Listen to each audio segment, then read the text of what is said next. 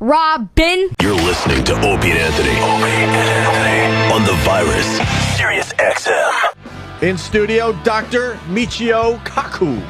I said that correctly, right, sir? That's right, you sure did. You have one of those names that is just fun to say. Dr. Michio Kaku. You're on the Opie and Anthony show. You like to say Opie, though. Yes, We I have think I do. we have a very famous little clip from you, famous to the listeners, that we like to play a lot, where you mispronounce my name because it's like a famous physicist or something. As in Oppenheimer, father of the atomic bomb. Yes. Oh, yeah, that guy. Father of the atomic bomb. Oh, maybe I should know You that should one. know him. Opie. Opie. Yeah, he headed up the Manhattan Project. Yes. See, I watch the all the good channels, my friend, and I'm not even going to try. What channel are you on, sir?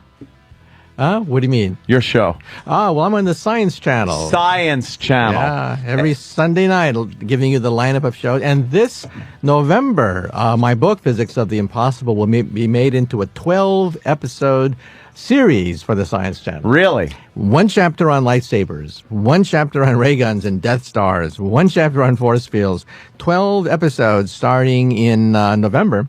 And we're about a third of the way filming. We've been filming all over the country, the most fantastic physics sites of the world. Now, do you actually try to create some of these items like a lightsaber? That's right. What we do is we take impossible technologies like lightsabers and break it down, go to the laboratories, and show you at what point it finally becomes impossible. Oh, okay. And then with animation, we complete it. So by the end of the show, you have a working lightsaber with a few missing parts. Do you estimate how close we are to actually having those things, like without needing animation? That's right. I call them Class 1, Class 2, and Class 3. Class 1 is a few decades to maybe a century before we have them. Like a starship. It'll be about a century before we have the first working starship.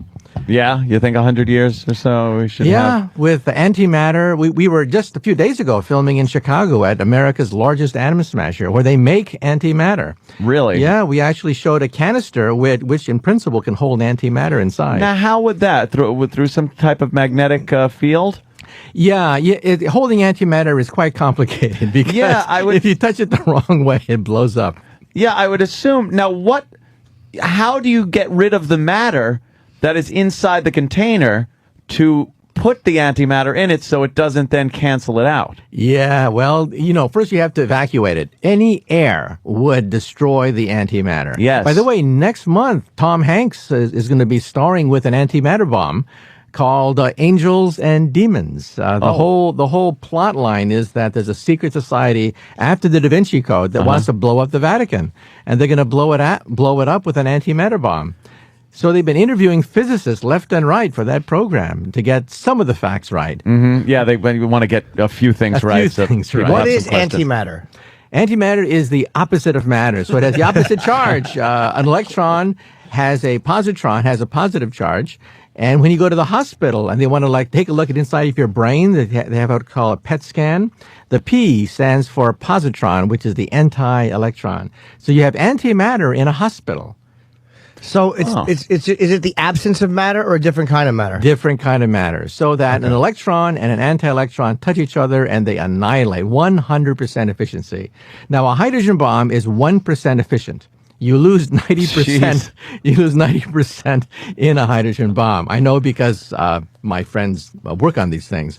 But my friends drink. You should see some of Jesus. No, I was offered a job by my mentor, Edward Teller, to design hydrogen warheads. But I didn't want to work on things as small as hydrogen warheads. I wanted to work on an even bigger explosion. Really? The Big Bang. Yes, the whole creation of the universe. The big kahuna, right? That's what I wanted to work on. Jeez. What about the 3 telescope system you said that's going up that's supposed to be able to see through? What is it? There's dust that's like, 300,000 years that keeps us from seeing the we're going to, in about 10 years, we're going to be launching 3 satellites that'll give us baby pictures of the instant of creation. It's called LISA. And we'll be able to see the universe as it comes out of the womb. And maybe an umbilical cord. Maybe it'll pick up an umbilical cord that takes us before the Big Bang. So that's coming in about 7 to 10 years. This is some stuff that's very hard to wrap your mind around, is actually seeing things that had happened because of the distance being so far. That's right. But we have pictures of the Big Bang, baby pictures of the explosion itself. Really? So some people don't believe in the Big Bang, which is okay. I tell my students that they can believe that the Easter Bunny created the universe if they want. But we have photographs. We have photographs of the explosion itself, 300,000 years after the instant of the explosion. And it does look like an explosion. It does. Yeah. Yeah. But wait, is that new? Because I've only seen the dust where they say we can't see through the. What were those? The Hubble couldn't see through the dust, or they built the Hubble to see through the dust? Well, there's Does something about the dust? Yeah, I say dust a lot. Yeah, they had no dust mop. It was boo. There's a haze that we have photographed that dates back to 300,000 years after Genesis, after the instant of creation itself. That we have Genesis, photographed. nice. So we have actually photographed the fireball that created the universe. Baby pictures of the infinite universe. So, what do you think it's going to look like? The actual photo. Because you could probably point to anything and just tell us that that's what it is. What's it going to look like? You said the moment it comes out. Well, we don't lie to you. No, I mean, your taxpayers' money. but most of us don't know. So I would know. I don't know. I have no idea. Do you have any kind of an idea of what it's going to look like, or is it going to look like many other photos, but you'll just know what it is? Well, it looked like an explosion. We know the temperature of the explosion, and we know the temperature today is cooled down. It's cooled down to about 3 degrees above absolute zero. And when you turn on the Opie and Anthony show, and the dial goes slightly off, and you hear that buzz, that static, about 10% of it is from Genesis. Really? From creation itself, yeah. Static, about 10% of static on the Earth and throughout the universe is leftover radiation from the Big Bang itself. I tell you, man, this is heavy stuff. That's fantastic. It's just going through you at every moment. That's and right. It's around you. It's around you, and it's in you. You really feel part of the universe. Part of the explosion is part of you. But like, how do you know that? Like, it's like, how do you know? Like, you listen to static, and someone goes, "You know what? I'll bet you that 10% of that comes from the creation of time." Like, who puts that together? Okay, well, first of all, we know that about 50% of static comes from Jupiter. Okay, you're actually listening to the planet Jupiter. Jupiter's the noisiest planet in the solar system. 50% of the static. Of the static, that's right. So Jupiter. Jupiter's fat and it yaps a lot. So one of our listeners. So our space probes have listened to the static from Jupiter, and we found, oh my God, that static also occurs on the Earth, and about 50% of it comes from Jupiter, and about 10% from Genesis. You're actually listening to chapter 1, verse 1 of the Bible. And what is absolute zero? Well, that's a state of no motion, like what we have here. No energy, no motion. That was the bit we watched earlier from AAF. Well, where you at with the Bible? Do you believe in like a God, or energy, or? Well, that's the How do you killer describe question, that? right? Well, Einstein was asked that question. I don't know how many times he was asked that question. He finally said, "Look, there are two kinds of God. Two kinds of God. The first God is the God that smites the Philistines and parts the water, answers your prayers, and the God you pray to. But then the second God, he said, is the God that he believed in, the God of Spinoza, order, the God of beauty, simplicity, truth. That's what he believed in. He didn't believe that a God was created to smite your enemies. He believed that the God is a God of order that created this great universe of ours. That's how he put it. That's very logical. Pretty heavy duty stuff right there. Yeah. Time travel. Like when you're traveling the speed of light, Yeah. they say you age differently than people on Earth. That's right. We measure it. Our astronauts are slightly younger when they come back from outer space. That's right. And GPS, Oh, Uncle GPS Paul. would fail if we didn't take that into consideration. Really? That's taken into consideration? Yeah, the GPS satellites, time is slowed down for the GPS satellites, and time speeds up on the moon. An astronaut on the moon is speeded up compared to an astronaut on the Earth. But how does that actually work? Where if you travel at the speed of light, they said for how long, and you'd come back and all the people you know would be dead? Well, it depends on how close you go to the speed of light. For example, just a few days ago, I was in Chicago filming at Fermilab, America's largest atom smasher. Particles there go 99.99999% the speed of light. So if you got shot to Alpha Centauri, we would age maybe 100 years, while people in the spaceship going to the stars would only age a few minutes. Come on. Yeah, I can't wrap my arms around that. Isn't I'm guessing that's the closest star to us. Is that 4.3 light years? Well, Alpha Centauri is 4.5 light years away. Right? Okay, it's You like got a gig there? I'm gonna leave now. What are you talking about on such a long trip? So it would take you to get there at the speed of light. It would take you 4.3 years At the fastest, right? 4.3 years to get to our nearest star, Alpha Centauri. And how old would everybody be when you came back? Well, see, if you're inside the spaceship, time slows down for you, and you're almost stopped in time. So people on the Earth looking at you inside the rocket ship would see you frozen. So for you, it may have only taken you a few minutes to go to Alpha Centauri, but on the Earth, it's aged 4 years. I don't. But Wow. how does that? I don't understand it. It's almost like, and this is why we always joke about how you talk about things very simplistically to people, because you're talking to turtles. I mean, That's hard. I mean, you talking to us is the way we would talk to turtles. Like you these very basic things that you say, which for you are very easy. I can't grab it. Like Can't wrap your mind around Well, it. look at it this way. Time is a river, old man river, that speeds up and slows down as it meanders throughout the universe. And we measure this.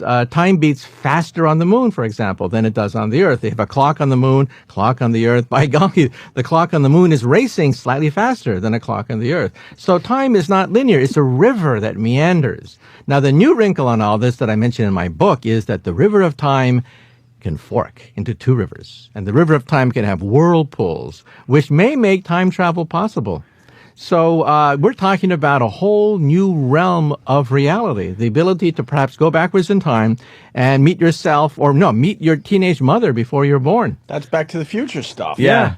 That's now there are a lot of schools of thought of time travel that have been used on movies, television shows. Terminator. And Terminator is one, obviously, Back to the Future. And Lost now has delved into the time travel thing. Which school of thought are you as far as time travel? Are you the Biff Tannen hotel casino version where timeline can split off? Or are you the linear time travel where you go back and forth and there's no real changing of history? And then there's the Terminator type. Yes, time where travel, you keep trying and destroy the past. and wreck the past in order to save the future, but never seems to work. I'm of the school that the river of time forks into two rivers. So, Only two? Well, possibly 3, 4, depending on how many times you go into your time machine. You can have some real paradoxes unless the river of time forks. You know that you can be your own mother and your own father and your own son and daughter? Let's say I have a woman who then grows up and then decides that she wants to change into a man. Then as a man, he goes backwards in time to meet himself as a woman, makes love to himself, has a baby. Then they take that baby backwards in time, who becomes the young woman. At that point, you are your own mother, father, son, daughter, grandfather, great-granddaughter. Can you imagine a family get-together? Just you in a room alone. No, you have all your mother and father and different people of different ages in the same room. And you have a food fight with yourself. Now, the paradox loop is very mind-boggling. Yes. When you think about it. And a simple example is going back in time and eliminating yourself as a child, killing yourself. Yeah. You would then cease to exist. That's where time forks into two rivers. That one, and then the new reality. Hey, he's got it. Oh, my God. Jimmy. He's got it. Jimmy knows. Well, men of similar ilk, we think alike. Oh, really? Yeah. Does this open Two up carbon units. Does this open up the possibility of living forever, Doctor? No, because in your own timeline, you age. You age in your own timeline. From the outside, it looks like a time traveler lives forever. But he has his own clock. He has his own watch. And that watch says that he's aging. Okay. So time travelers will age. What about the 2012 theory? Well, you know, NASA. Is that the Mayan thing? National Academy of Sciences just released a paper. It's all over the wire services, where they believe that in 2012 there could be, the sun could have a temper tantrum. There could be a tsunami from outer space that multiplies Katrina by a factor of a few thousand. And the property damage, according to this report, it's going to go to Congress. The damage could be up to $1 trillion per year. $1 trillion per year. Sounds like Obama's tax plan. Oh, but I kid. Okay. But some saying that's the end of the world, 2012. Well, 2012 is where the next sunspot cycle peaks. The sunspot cycle is every 11 years. The sun actually flips in its pole. North pole becomes south pole becomes north pole, and it creates a burst of radiation which then hits the Earth and could literally wipe out our satellites, wipe out power stations. Food will rot because there's no refrigerators. Communications will go down. Your bank account, your credit card, all that information lost because computers will be fried. Trillions of dollars in property damage per year. It will take years to recover from something like that. And all the compasses that would just be obsolete. Yeah. And all the iPods and anything electronic. So not the end of the world, just a real pain in the ass. A huge one. Inconvenience. No, we're talking about food riots. We're talking about starvation. That's We're good to talking know. about mass unrest when people are literally starving in their apartment houses without any access to electrical appliances, credit cards wiped out, bank accounts wiped out. With all that said, let's not forget Y2K was a bust. So Remember, we don't know if 2012 is going to be another peak in the solar cycle. All we do know is that it will be peaking in 2012. And in 1859, when we just had telegraph wires, there was a huge, gigantic tsunami that was documented. It wiped out a lot of telegraph transmissions in the United States. If that thing had hit the Earth, it would have paralyzed our satellites. It would have paralyzed our power supplies. It would have caused mass rioting throughout not just one country, but the entire world. Anything that depends on electricity. And back then, the telegraph went out. Yeah, They didn't back know then why. they didn't know, and they didn't care. I thought it was the engines, I bet. and we're buying guns today. That's it. Stock up. Guns I'm all in now. guns and stockpile food. All Get in. in the bunker. Now there are people that listen to you and think like, he's nuts. He's just come these great theories, but you can't prove them because they're in the future. It's like there are people that will say, oh, he's just making stuff, which I don't think you're making stuff up at all. But it's like, how do you? Let's say, how do you prove it? You can't prove it because it's in the future. Well, but that's why we're going to film it. We're going to Harvard, MIT, Stanford, Livermore National Laboratory, where they design hydrogen warheads. We're going to the laboratories, interviewing Nobel laureates, scientists about what they do. That they are working on the biggest laser beam ever constructed in history. They're working on artificial intelligence and robots. We're filming these people. And then, of course, we don't have lightsabers. We don't have ray guns. Why not? We ask them that. And then we do a little animation to show that in the coming decades, what a lightsaber would look like. What a ray gun would look like. A lightsaber. What is the point where you reach that? Oh, well, here's what we don't have. Well, the reason why we don't have jetpacks like in Jetsons, the reason why we don't have ray guns, the reason why we don't have hoverboards like in Back to the Future, it all points to one thing. We don't have a nano battery. We don't have a battery that you can put in your hand that can energize a ray gun.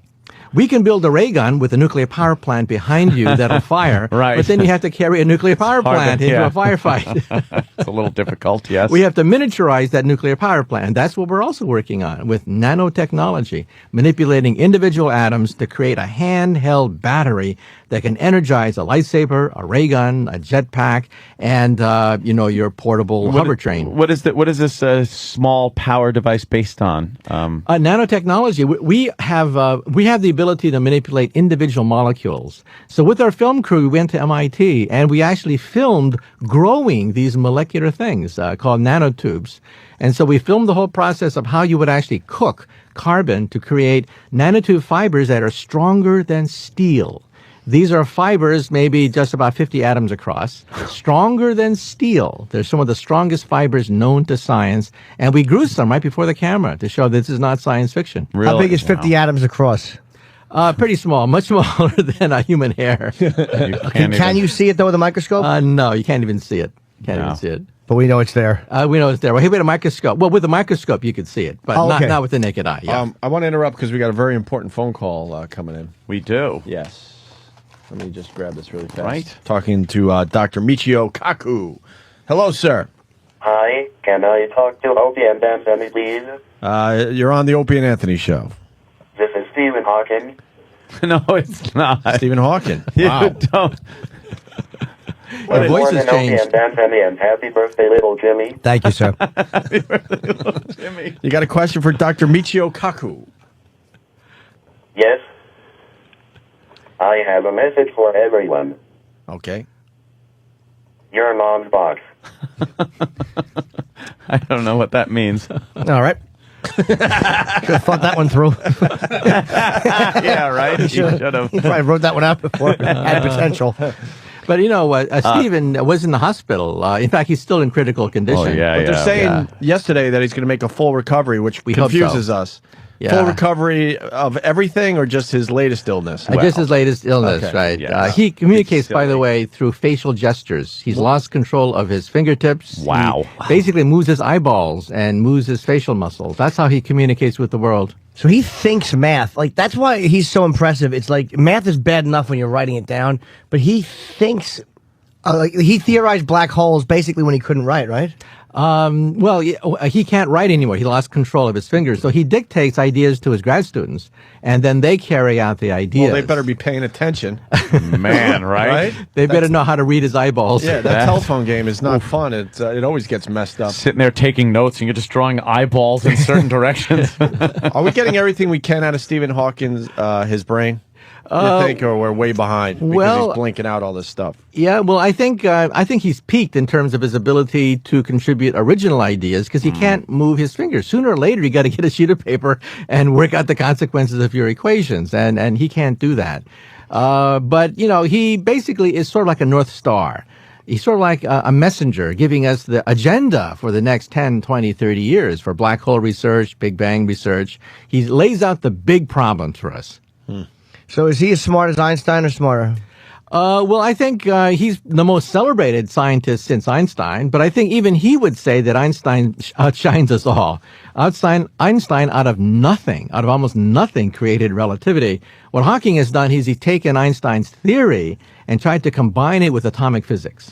Now, there's something I want to ask you, too. It's like black holes, okay? They say if you're going into a black hole, if you're within the event horizon and you're getting sucked in, but they say somebody watching you from the outside wouldn't just see you getting sucked in and disappearing. Like if you're watching someone, like say you're 10 feet beyond the event horizon, what would you see if somebody kind of crossed over that and began getting sucked into the black hole?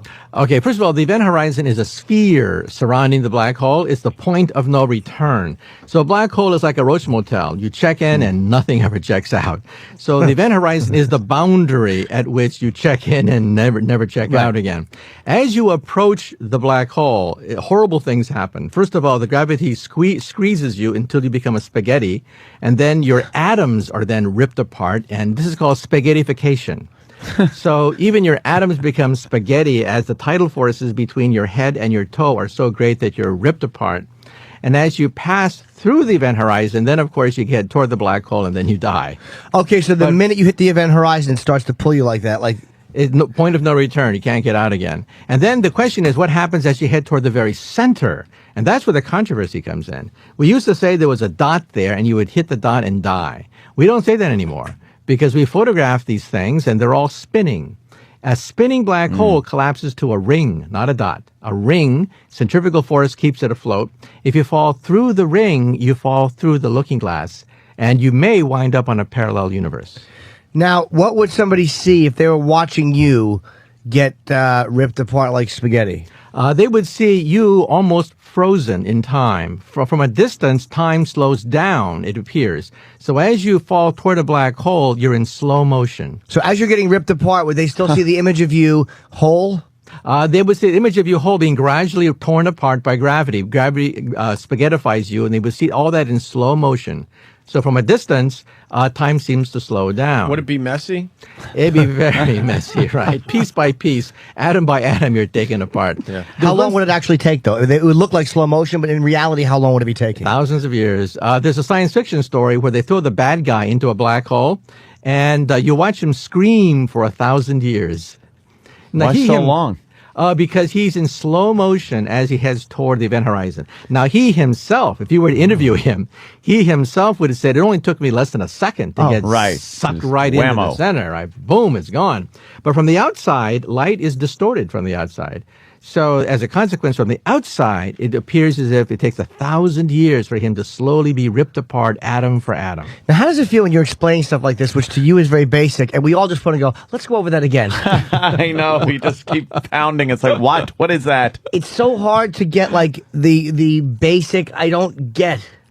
Yeah, but just remember there are two clocks. One clock on the the guy who falls into the black hole, Right. and one clock outside. The two clocks read different numbers. And then it's not so hard. You can have two times. Time on the guy who's falling into the black hole. Look, and they're exactly a minute apart. It's like Einstein, the dog, not the scientist. When he went back in the DeLorean and he returned, he had skipped over the minute. So he came back and their clocks were different, off by a minute. See? They each have their individual clocks. Oh. Dr. Brown had his, and Einstein had his clock. They started the same, see? They started the same, and then they ended a minute different. Because the travel was instant for Einstein, but it took a minute for Doc Brown to see the DeLorean come back. Einstein used to say that he put a clock everywhere in the universe, each one beating at a different rate. But in reality, he was too poor to actually buy one for himself. Oh, those physicists and their jokes. We couldn't take care of Einstein and get him a damn clock.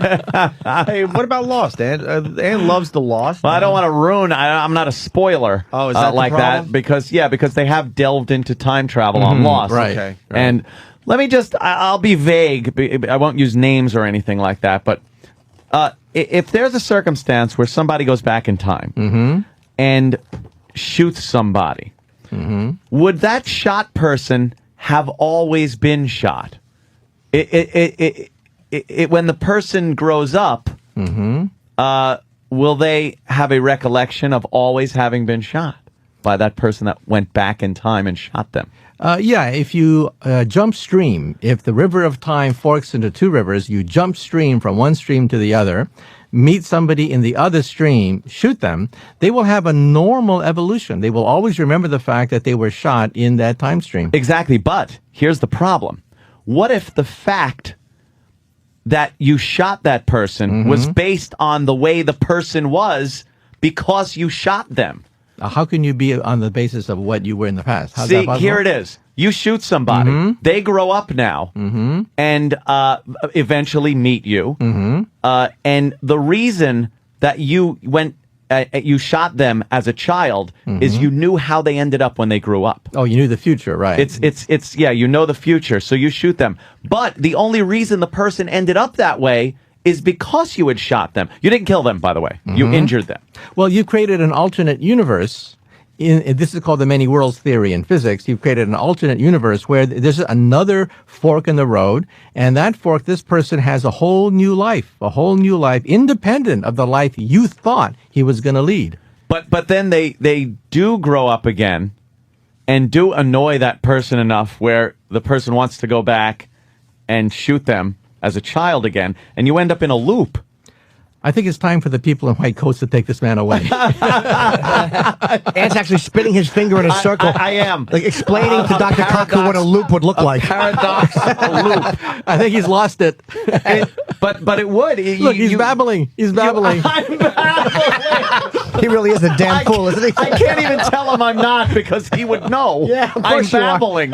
And he has his hand up and he's making the circle motion. It's like a loop and his eyes are wide. But it makes a paradox loop where history keeps repeating itself. But it doesn't, you see, because the river of time kept forking, so there are no loops. If the river of time keeps on forking, there are no loops. Loops are whirlpools in the river of time.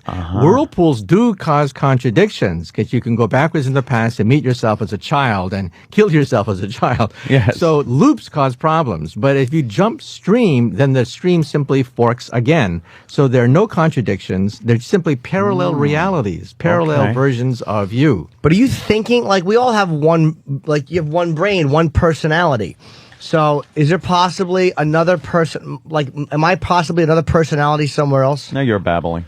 No, I'm not. Once I start doing air charts with my fingers to show basic shapes, I was doing this. Yes, it's a loop, Doctor, as opposed to the square that you might think it is, and spinning his hand in a circle. We're all trying to show our intelligence and failing miserably. You know, we're like, I'm showing that I'm the dog who brings the paper, and you're the dog that wags the that's how smart we look. I'm the dog that wet the floor. I just made wet on the floor. All right, let me try one.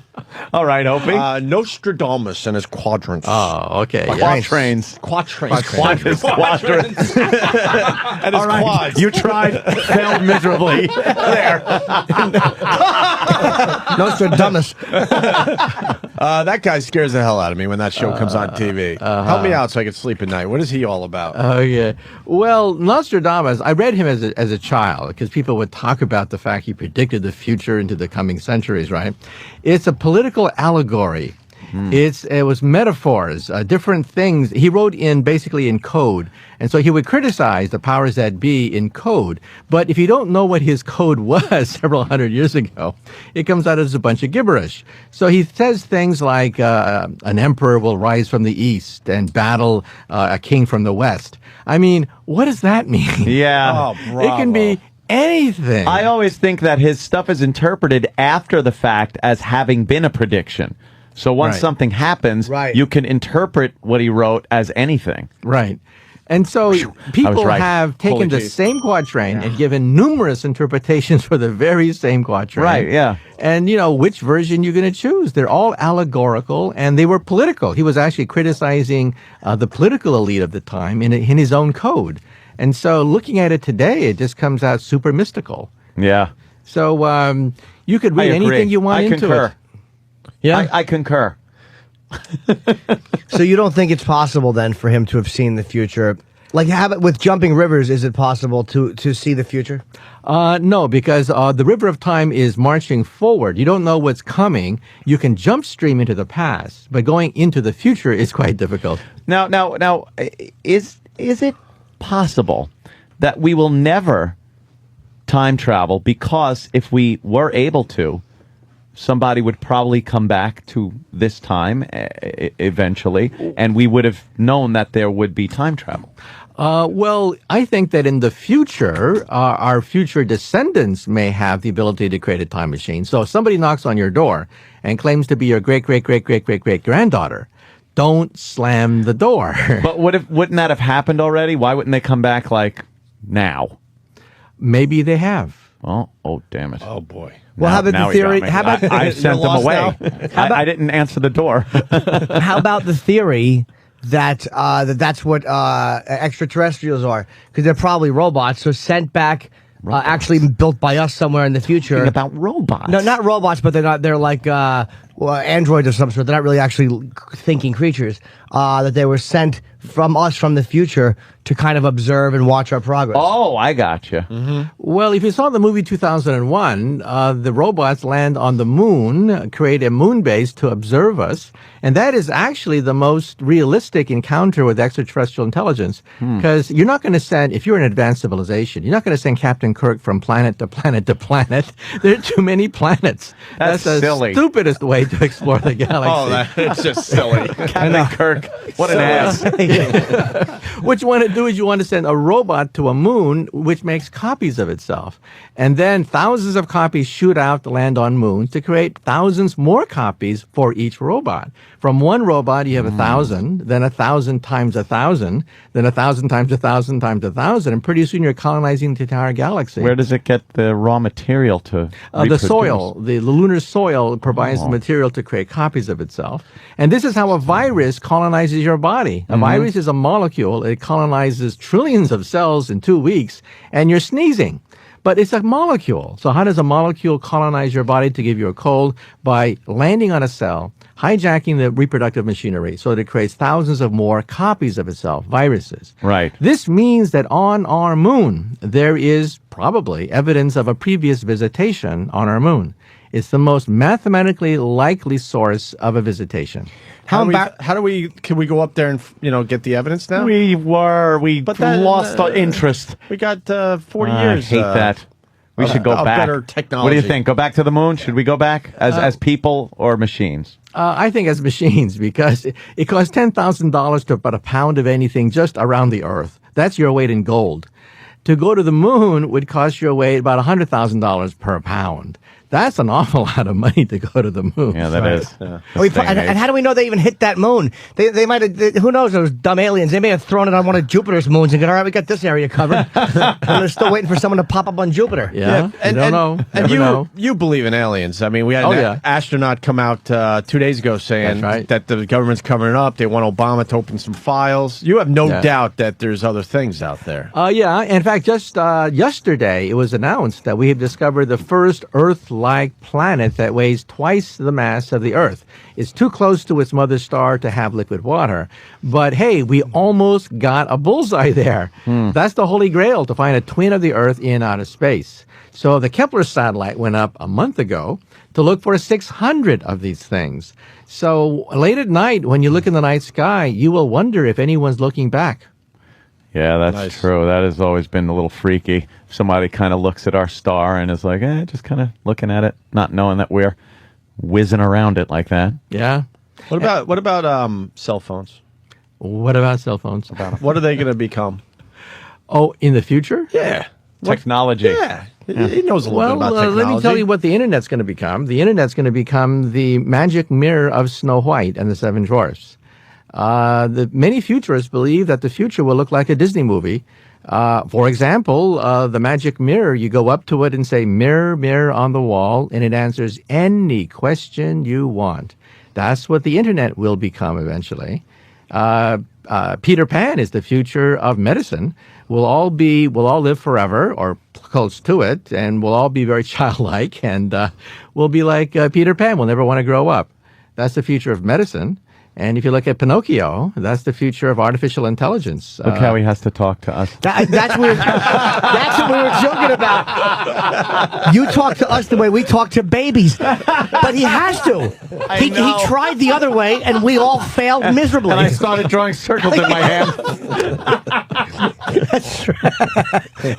It was after that circle comment, it was right back to Disney characters. and Dumbo's big ears. We really are dopes. Oh my God! I know. Whew. We got Adriana in the studio. Fantastic. Big fan of Dr. Michio Kaku.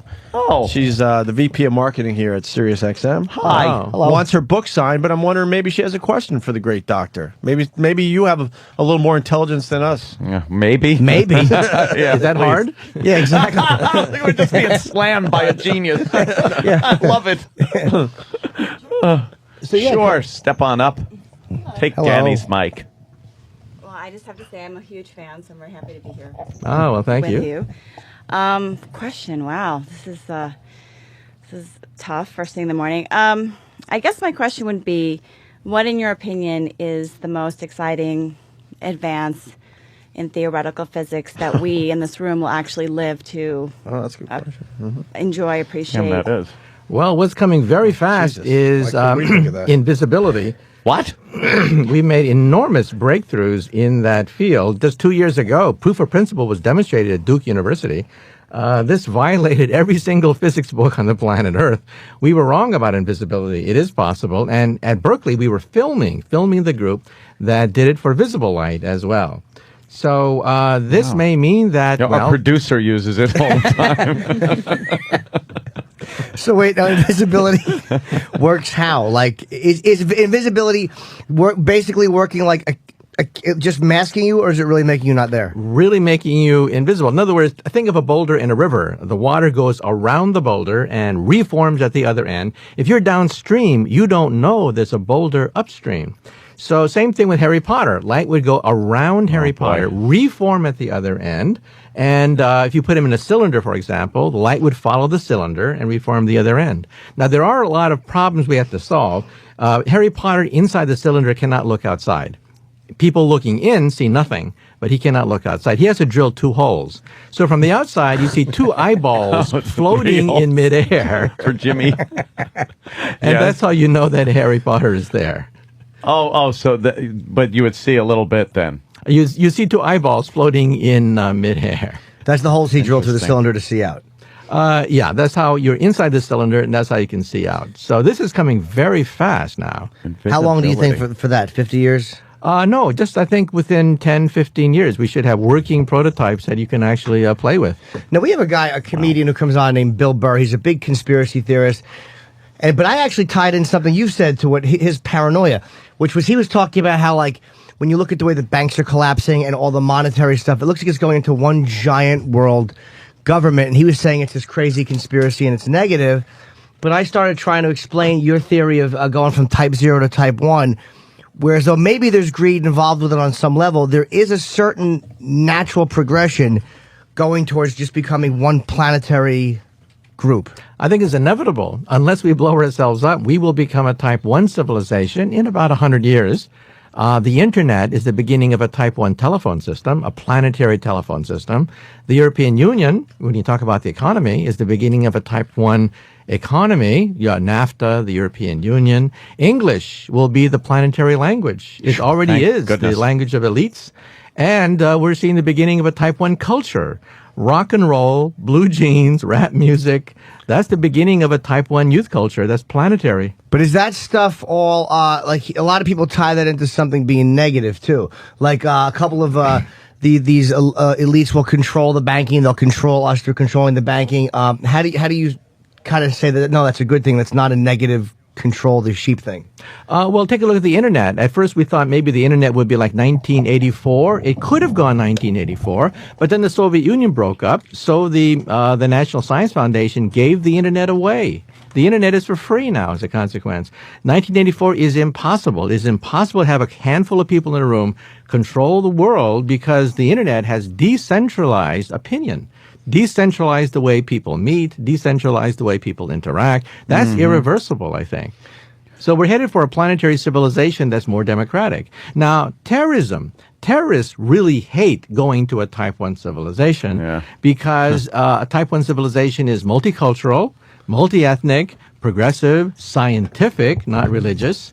And terrorists would prefer to live in a type -1 society where they don't get their energy from dead plants, oil and coal. They get their energy from campfires and maybe camel dung. Right.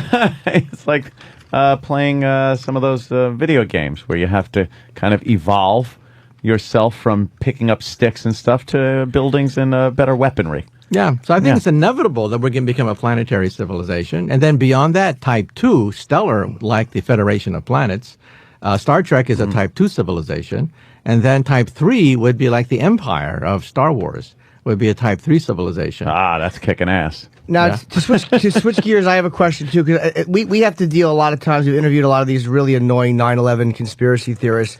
And there's a theory here about the towers fell. When you watch them fall, they never could have fallen at that. And I know there's a mathematical thing that explains why they fell at the rate they fell. What is that mathematical? Because I know it exists, but I'm too dumb to know what it is. But I have to just tell people. Pull out a chalkboard out of his pocket and start writing it down. Formula for you, Jim? There's something. It's called a certain type of theory which explains the rate that the building fell. Well, first of all, the towers are more or less designed to do that, so it succeeded in that sense.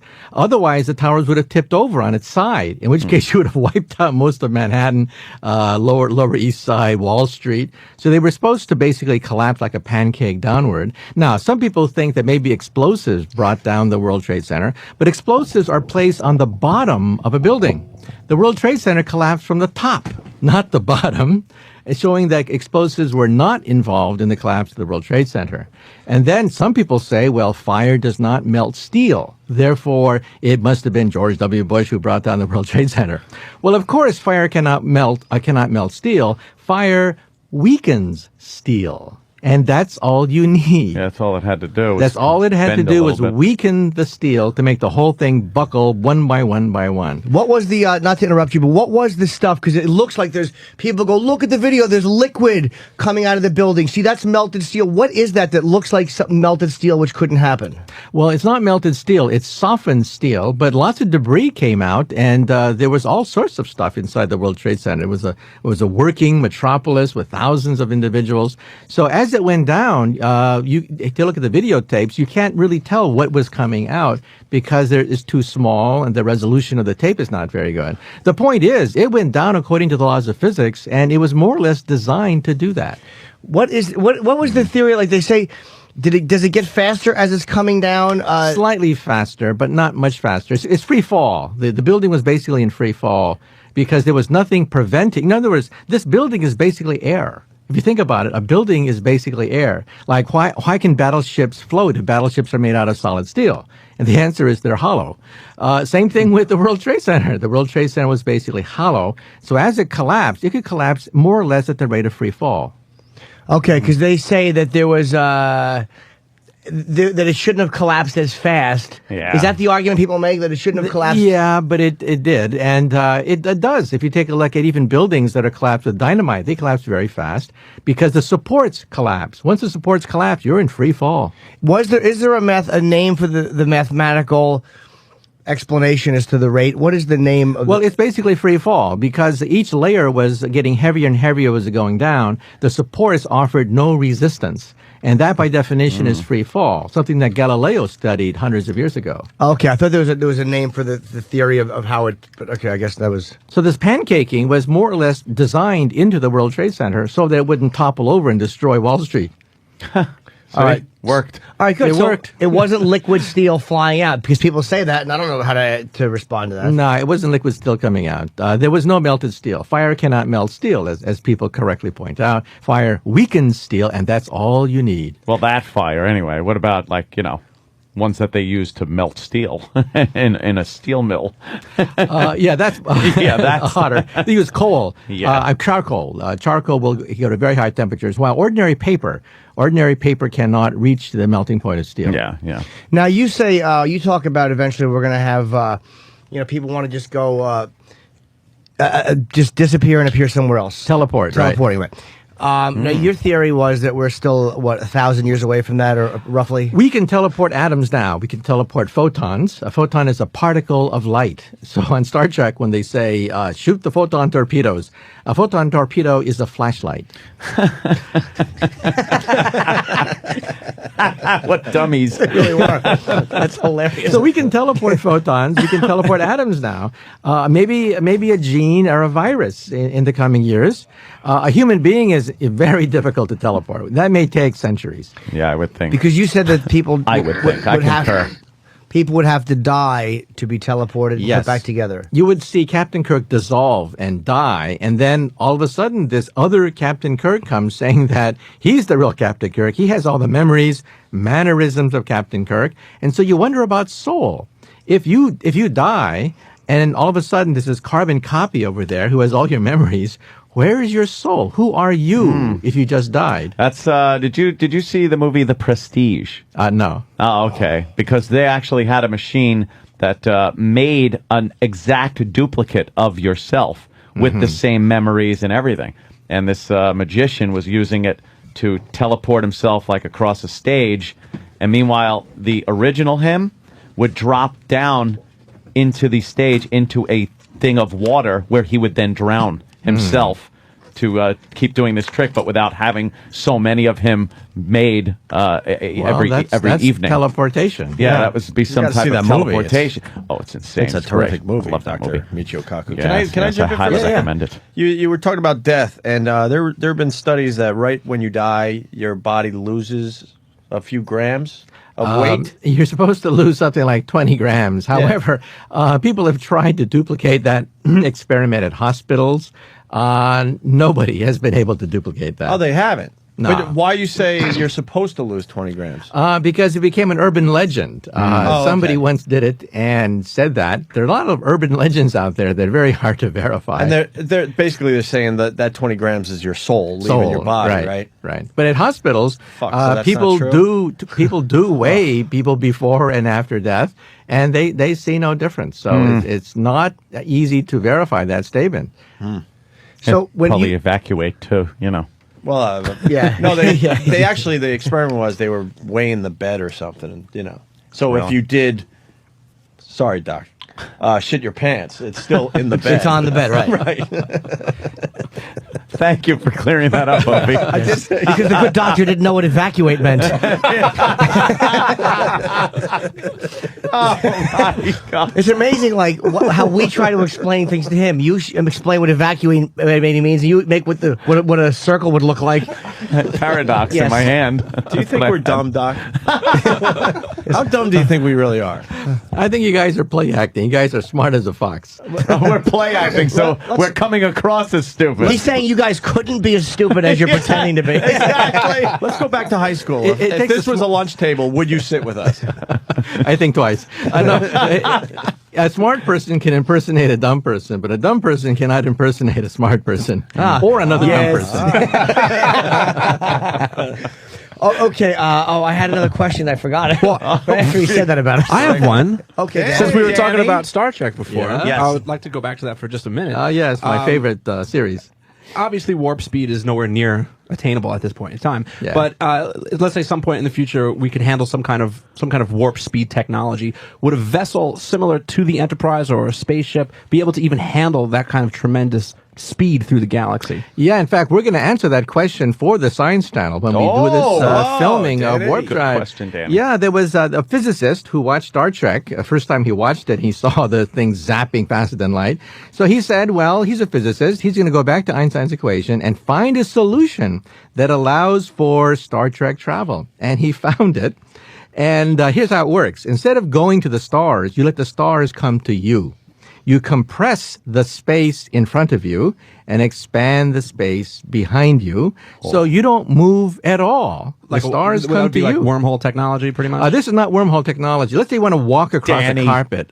You're getting ahead of the game. Glad you're an idiot now, too. Everyone knows that. I'm glad you're stupid now, too. I'm told.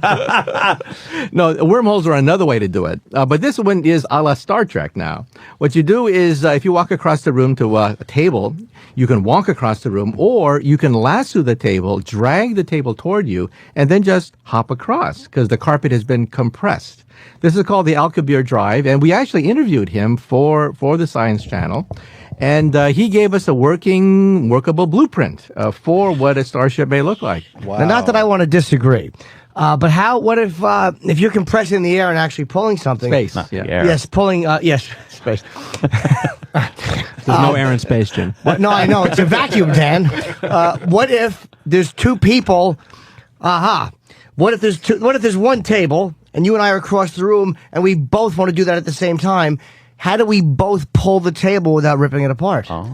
Well, you'd have to fight. Yeah, I mean, if the two starships got too close, then you would have interaction effects. You may have a collision. So the starships would have to be separated a little bit. What you do is you create a tube just like, in Star Trek, where you go shooting down the tube by compressing the space in front of you, in front of the tube. That's how it works. Think of one of those, escalators at airports that drag you horizontally. Yes. Same thing there. What happens is the escalator collapses space in the forward direction. Behind you, more escalator metal comes out, and you don't move at all. You're just sitting there, and the escalator relative to But you are the escalator, yeah. you're not moving. You're not moving. But then relative to the actual airport, you are getting from point A to That's point B. how it works. By golly, he's got it. But he's got it. Redemption. You want to draw little steppies on your hand? Yeah. Let me do that. Let me do this. Yes. But wait. I'm confused. The escalator wouldn't act as a ship which is transporting Jim, you? do you want me to tell you again? You're Dr. Anthony Kaku. So the escalator pulls you along by compressing the space in front of you, expanding the space behind you. You don't move at all. You're just sitting there on the escalator, minding your own business, being skyrocketing to the stars. So if someone from the north and if someone from the south were both attempting to do this at the same time, well, you may have a collision then. to get to a planet, to pull a planet, let's just say, and if you're pulling a planet, wouldn't you be pulling everything behind it? So if you're pulling a planet towards you, aren't you going to be pulling the guy waiting on the other side of the planet who also wants to pull the planet towards him? How do things not get ripped apart? Well, yeah, you got to be careful. I mean, you don't want to get too close to another starship that wants to go to the same destination at the same time. But I should point out that the main drawback of this is the fuel. The fuel requires something called negative matter or negative energy. And if you watch the program Lost, that's also what drives the Lost program.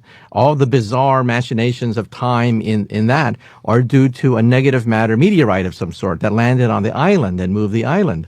So this is a very rare substance, negative matter, negative energy. We've created some of it in the laboratory. On Star Trek, they call it dilithium crystals. Yes. The dilithium crystals make everything work. In physics, we give it a different name, negative matter and negative energy. Do you know what loss is all about? Like what they're trying to do there? Somewhat. Because everyone has their theories on the internet. I mean, what do you think the whole show's about? Well, Popular Mechanics actually asked me to write several essays explaining the science behind loss, if there is any. There's one episode where this elderly woman goes to a pendulum and begins to explain the whole thing. That the island is special. There's something on the island that allows them to create a tunnel network to other points, and that's how they're able to move the island, and by going through the tunnel, they're able to go to different points in space. That something on the island is probably a negative matter meteorite. Probably a meteorite that slammed into the island. Negative matter allows you to create gateways to other points in space and time, and that's what drives the entire series. That's why you have these bizarre things happening when people go backwards in time and meet themselves and stuff like that. He's got to figure it out. Yeah, he does. That's why I block my ears. Yeah, and because I'm still in the beginning of season 5. What a great show! Only a theoretical physicist could figure that show out. And I want to ask about ghosts. Okay. Do you believe in ghosts? No, but at the turn of the century, many people believed that ghosts lived in a higher dimension. If you are looking down on a tabletop and there are two-dimensional people living on a tabletop like Cookie Men, you would have the power of a ghost. He's got to use the term. I love Cookie Men. Cookie Men to Cookie Men. And you know this is all going to be part of a promo sometime in the future. Yes. All right. So we're looking down, two-dimensional. You would have the power of a ghost. You'd be able to walk through walls. You'd be able to disappear, reappear by simply hopping over any partition on the tabletop. You could do anything that a ghost could do. So 100 years ago in England, many theologians said that ghosts live in a higher dimension. That's where they probably are. Now, since then, we kind of forgot the idea of higher dimensions, but now we're bringing it back in terms of string theory. In fact, at the Large Hadron Collider, opening up this summer, the largest machine of science, we hope to open up particles from the 11th dimension. So this is really hot stuff now. We think that the Big Bang took place in a higher dimension, and these higher dimensions are not science fiction. Ghosts don't live there. Strings live there. So, like, how would you have explained that?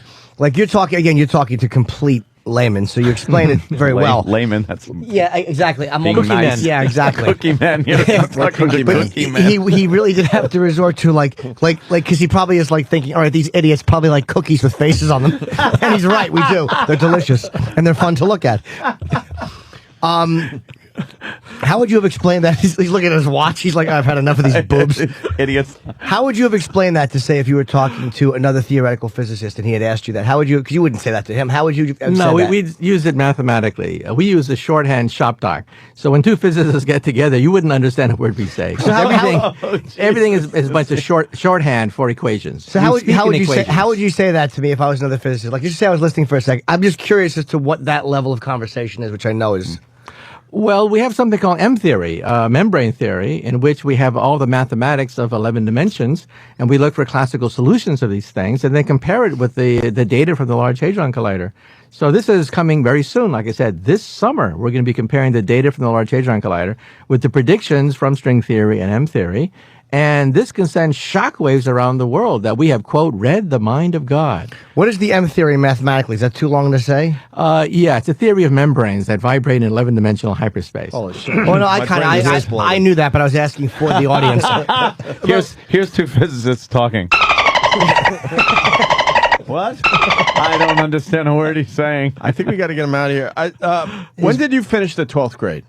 When did I finish the 12th grade? On time. Not soon? You weren't one of these, I'm 6 years old and I'm already in college guys? No, I really didn't want to do that because I saw some people do that. They were kind of immature. And the danger is that you accelerate so much that your immaturity comes out and that it really retards your social integration. People think of you as being weird and you're shunned by your peers. You lead a lonely life. We had one of those in my high school. He was like 12.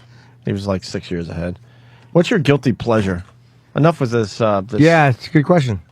What do you like to do when you're not being a brain? Something that isn't very... Something you wouldn't think somebody of your, intelligence would enjoy. He knows what a guilty pleasure is. When I was a kid... I was going to start explaining it like Cookie Man. Well, a pleasure, reason. but with guilt. Well, when I was a kid, I used to watch Flash Gordon on TV, and George Lucas, too. If you watch Star Wars, it's a clone of Flash Gordon. Yeah. So even today, I get a thrill watching all these science fiction movies. I mean, I groan when they get the facts wrong. When they have rocket ships going, you in space. Yes. There's no air in space. Smoke rockets is coming out the back. Rockets do not bank in outer space. Jets bank because there's air, but rockets zigzag in outer space. But, I get a guilty pleasure because, hey, the special effects are neat, right? You get to see a glimpse of one man's conception of the future. So, I've seen them all. I've seen all the science fiction movies. Very different than Jimmy's guilty pleasure. Jimmy? It's kind of like the same thing, except with myself, I would probably say that men in dresses don't zigzag in space. I see The Good Doctor all the time. I don't want to get the wrong impression of myself. I'm a gentleman. Yes. All right. Well, the book. So are the people you're with. That's not true at all. I happen to like girls.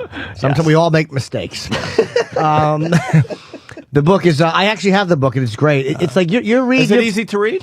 It really is. There's parts of it like the. Are there pictures? Yes, there are.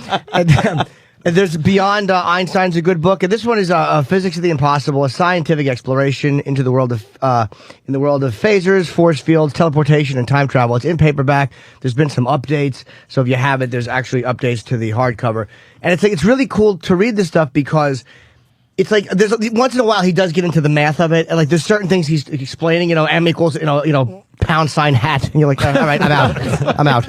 But with that stuff, you just kind of glance over because I will never be able to grasp that. But when you walk through the other stuff, it is actually you can comprehend what you're reading. Yeah, that's which is important. Amazing. Yeah, that's very important.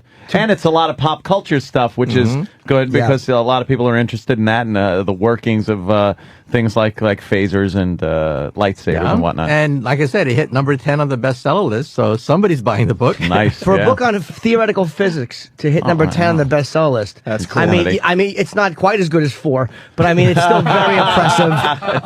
You can count.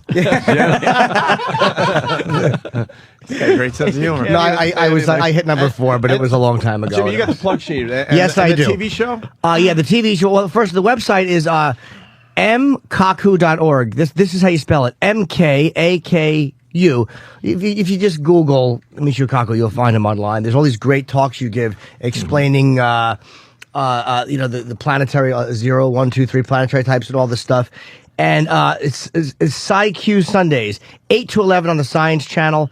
And that when your show is? When does your show start? Well, the book itself will be serialized this November. Okay. So 12 episodes on the Science Channel. Each episode, ray guns, force fields, time travel, warp drive. That sounds good. And you work here in New York. You are you work at NYU. City University of New York. That's right. And you are, you are? Henry C. Matt Professor of Theoretical Physics is the official title. So is there anybody higher than you in physics at the school? No. No. That really was at that level. That was the only moment of disgust I saw coming out of that. Wait, no. There are actual students that have to take your class? Yeah, he's a professor. Professor. Well, how hard is that class? But you don't talk to them like as gently as you've spoken. Do you? When is the last time you said "cookie man" in class? I teach, actually, believe it or not, elementary astronomy this semester. We're up to 500 students now. So I show videos every lecture. We have guest lectures, planetarium shows. It's a multimedia success, my course. So is it, and we know you're leaving, but I have to ask you, the astronauts have been coming out. Project Blue Book for a long time was the Air Force's way of, I think originally it was done to debunk UFOs. That's right. And then the guy who I think was the head of it, who was a skeptic, became a believer. That's so it right. actually worked completely the opposite. And what was it that caused him to become a believer? Was there certain unexplainable videos? Just the sheer volume. You see, for a physicist, we can explain, 95, 96, 97% of these sightings as the planet Venus, radar echoes, weather balloons, meteorites. Swamp gas. Swamp gas. But one. It's the remaining 2 to 3% that really give you the willies. There's a handful of these sightings, like the famous JAL sighting, that really give you the creeps. What's that one? These are multiple sightings by multiple modes. JAL airliner going over the Pacific saw something off the ship.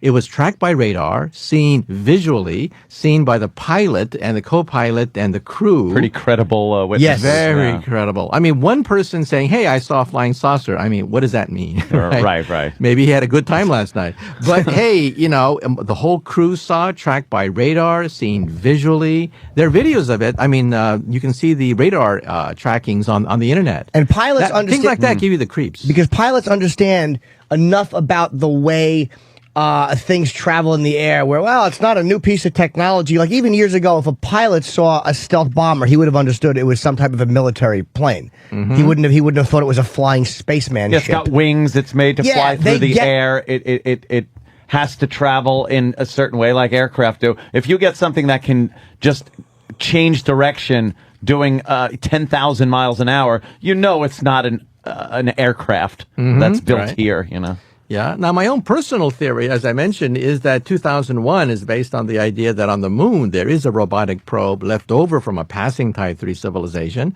Perhaps periodically they just check up on us. So they're automated. There's no one in these things.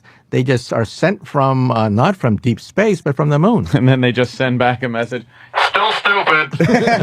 Come back later. Still cookie men. Cookie men. Do you have any, I'm sorry, I don't remember your name. Adriana, do you have any final questions for the doctor? Because I know we've asked some, but you asked a better one than we did. That's for sure. Not hard. That's a good question. Well, actually, I have a question. Yeah. What do you suggest? Just go to the mic so people can hear. I think one of the great things that you've done is bring a lot of this very exciting stuff going on in theoretical physics to people, everyday people. So we don't have to be physicists ourselves to stay tuned and understand what's being learned and asked. What would you suggest for people who are really interested in this as kind of the best way to stay involved and stay in touch? I mean, I literally, you can read all the books that come out, but what are some other suggestions for people who are really into this stuff? Well, the web has really opened up enormous possibilities. Of course, there are quite a few books being written. I've written some. My friends have written some books. But there are also public lectures. There are also stuff from NASA, nasa.gov. The Large Hadron Collider is coming out this summer. Plenty of press releases about that. So if you just get on the web, there's just so much happening. Next month, for example, a Tom Hanks movie comes out about antimatter blowing up the Vatican. Quite a few science fiction movies coming out next month. And Kepler is up in space now, and we'll be detecting maybe up to 400 Earth-like twins in outer space. So every month there's going to be some kind of breakthrough being made in physics. So this is a very exciting time to be alive, and on the web you can keep track of all this. Very cool. Thank you. There you go. Just pop it in a search engine. Yeah, let's get the good doctor out of here. And the paperback is in stores now? That's right. That's right. And again, this fall, the book will be serialized on the Science Channel beginning November. Great. Very cool, thank you Doctor. very much. Thank you Always, so much. My pleasure. Always Anytime. fun. Give me a call. Always fun.